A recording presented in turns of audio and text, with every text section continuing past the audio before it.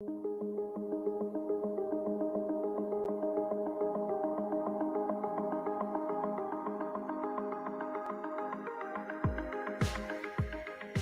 everyone, and welcome back to the final episode of the MacroActive Town Halls. I'm Sarah Kelsey, product marketer at MacroActive and podcast host for the One Up Project podcast. We're on a mission here to impact 10 million lives and aim to be the most valuable platform for fitness and wellness coaches, entrepreneurs, and creators. So we will be doing some throwbacks to previous episodes in the What Are We Watching segment. But for now, let's chat about our next exciting announcement.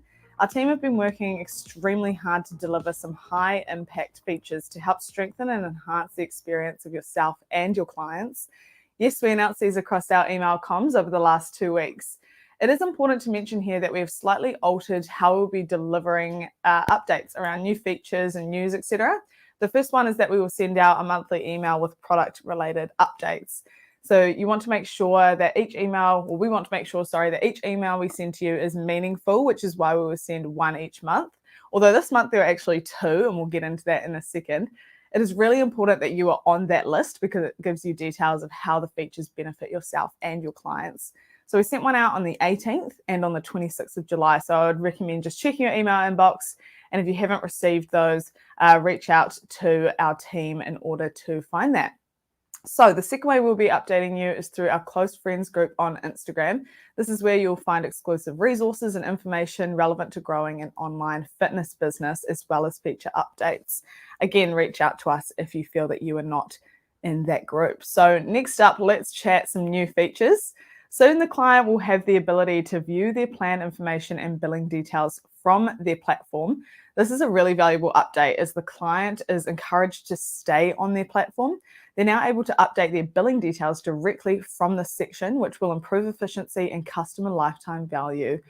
The final fixes are currently being worked out on this feature, and we'll communicate when it is available to your clients through the channels we mentioned earlier. So the next thing is the ability to cancel clients direct from the trainer platform. The previous process for this meant yourself or your customer support team or your general support team had to go into Stripe to cancel a client. Stripe no longer needs to be used except to undo this action. So that's actually a really important point, is that once you select cancel, it is permanent and it can only be undone by going into Stripe. You'll see a confirmation message pop up after selecting cancel. So make sure that this is actually the action that you want to take. The next feature is meal plans for couples, and this doesn't have to mean that you're in like a romantic relationship. A couple could include friends or flatmates, for example. So what this feature will allow your clients to do is pair up their meal plan with another person to make cooking and shopping together way easier. It also encourages the client to stay consistent as they have an accountability buddy, which will improve their lifetime on the platform as well. Yeah, so the next one is changing the ingredient group list, or a change to the ingredient group list. Creators are now able to group ingredients into categories, which means your clients have a much better grocery shopping experience. Instead of scrolling through all the ingredients to find chicken, for example, now it can be just under the meat category. So this is obviously going to make grocery shopping a lot more efficient as people can somewhat plan where they are walking to and avoid that kind of back and forth that becomes really annoying. I know personally, I hate supermarket shopping. So I think that this is a really valuable addition to our features. It will create more consistency with plans as well, because these frustrating tasks are now just a little bit more pleasant. So weekly meal plan summary has also been released recently, which is going to be great for those who like to print and have a physical copy of their meal plan to plan out their cooking for the week. Yeah, the format has been improved to be really user-friendly and give your clients the flexibility to use it in a way that best suits their lifestyle. And so that's everything that has been released recently. I know that there's a lot there, which is super exciting. And, we urge you to check out the other episodes within this Town Hall series to see the other features we've released, or take a look at, some of the existing features like dining out feature or dislikes. And we also encourage you to promote these to your audience so they can fully understand the awesome experience on offer to them by joining your platform. So next up is the news, one of our favorite segments. So we found an interesting video from two doctors discussing and busting common misconceptions around caffeine consumption. So surprisingly, there were quite a few, a lot that I believed previously. So we wanted to cover an overview of some of them within this episode. The first misconception is that caffeine stunts your growth, and this is untrue. The amount of caffeine actually required to affect growth is around 700 milligrams a day, and the average for a young person is around 80 milligrams a day. So hardly likely that that will happen. The next misconception is that coffee detoxes your body, and it has been said in many news publications and women's magazines, especially, that caffeine can be used as some kind of detox, although this is not true. And naturally, the best detoxifying agent, if any, is just water, and also being sure about what you are putting into your system in the first place. So the next myth is one that really surprised me, actually, because I drink a lot of Coke Zero and I feel like I don't feel any of the effects of caffeine. But apparently, soda has more caffeine than a standard espresso, but less than a brewed coffee. So it really is dependent on the drink, and one worth looking into if you're curious about that kind of thing. So the next misconception is that caffeine dehydrates you. A tricky one, because it can prompt you to go to the toilet a lot more often, but this is only slight. And considering most ways we consume caffeine themselves actually include water, it's not enough to truly call this one accurate. And moving into what I mentioned at the start of this episode, what are we watching? To kind of celebrate some of the awesome resources we have pulled together over this season of the town halls, we have decided to do some throwback clips of our discussions around the playbook, A Coach's Rules for Life, our favorite Netflix series. So the first throwback is from episode 7, where we discuss the career of Jill Ellis, who coached the United States women's national soccer team for 5 years and won 2 FIFA Women's World Cups in 2015 and 2019, making her the second coach to win consecutive World Cups. Let's hear what we took from her episode now. Jill is an inspiration, and I particularly liked her comments on how it is better to be hunting versus being hunted. Or in other words, it's easier to be the underdog. And that when you're on top, the challenge is to make sure that you're competing and evolving against the best version of yourself. Yeah, definitely. I resonated specifically with the third point around risk being an opportunity. Risk can often lead to a lot of fear, but it's something that in the end can lead to great things if you keep continuing to put yourself out there, which Jill definitely demonstrated that she did as well. So some awesome lessons within that episode and this series in general, honestly. Head back to episode 7 if you are keen to check more about Jill Ellis and what we took from that episode.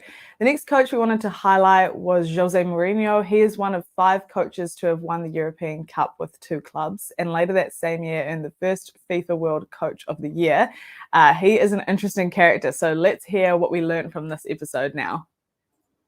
Jose Fashion, he has 6 rules for life, not 5 like the other coaches. He discusses having empathy for the people supporting you, in other words, the fans in the stadium, and preparing for the worst case scenario. So in his opinion, if you prepare for the worst, you are able to handle whatever it is that you have put in front of you. He has some pretty colorful stories about hiding in a laundry basket when he was banned from a particular game in the UK. Yeah, he also tells us a story of breaking the rules after his suspension when he was a coach. He ended up being in the bin for the sake of supporting his team. Jose has a pretty cold point of view around opportunity, and his 5th rule essentially represents that the same opportunity doesn't come around twice. So how are you incorporating those in your team to be better and not just to be there as well? Head to episode 8 to find a little bit more on that one. I quite enjoyed that episode, and definitely a more unique approach than some of the other coaches. So the next one we wanted to highlight, or the next coach we wanted to highlight, is Dawn Staley. So Dawn is a 2-time Atlantic Coach of the Year and has 4 Atlantic tournament titles under her belt. She had a bit of a rough upbringing and discusses that a lot within this episode, and something we go into as well. So let's hear what we learned from this episode now. Tells the story of being a young girl excluded from playing basketball and being the youngest of 5 with older brothers. And she had to play a little bit smarter, and she had to try harder as a consequence of it. And I think that was also her point around bring your own ball, like bring your own game to the table or to the court effectively. Dawn is a huge believer in that being uncomfortable is a positive contributor to growth and ultimately success. A feeling that she's had many times. And it was a very interesting example that she used around how fans make all the difference in terms of a home court advantage, and how, in what she did with the South Carolina team that she was coaching, really built the fan base as a way to motivate and engage players. Yeah. And I think this is a lesson that's really relevant to creators that have their own platforms, is that your fan base are essentially your motivators and the reasons why you're wanting to do what it is that you do. Totally. To engage players and to attract them as well, like attract people into that community was a part of it, which I think was awesome. So yeah, I think it's very telling for building a successful business that you have to create a community within your sport or your business, and this draws people to it, as we have mentioned. Head to episode 10 to learn a little bit more about that one. And so lastly, we wanted to cover what Sam and I consider to be a really important threat potentially to your business. So tanking is something that Patrick Mouratoglou considers to be something that can ruin athletes. So Patrick, up until very recently, was the coach of Serena Williams, a very accomplished tennis player, winning 23 Grand Slams, the second most of all time. Patrick Mouratoglou has coached many up-and-coming players in the tennis scene, coaching over 40 players who have broken into the world's of the top 100 rankings.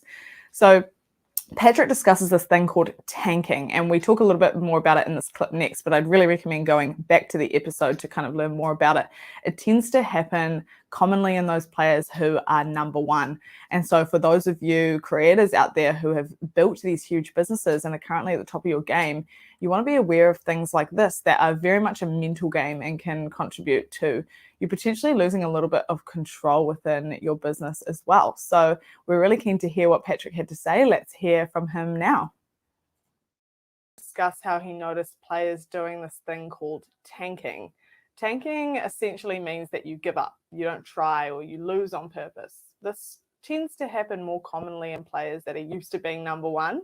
So when they notice they're no longer on top or up and coming, the up and coming players are getting better than them, they just decide it isn't worth it anymore and essentially give up.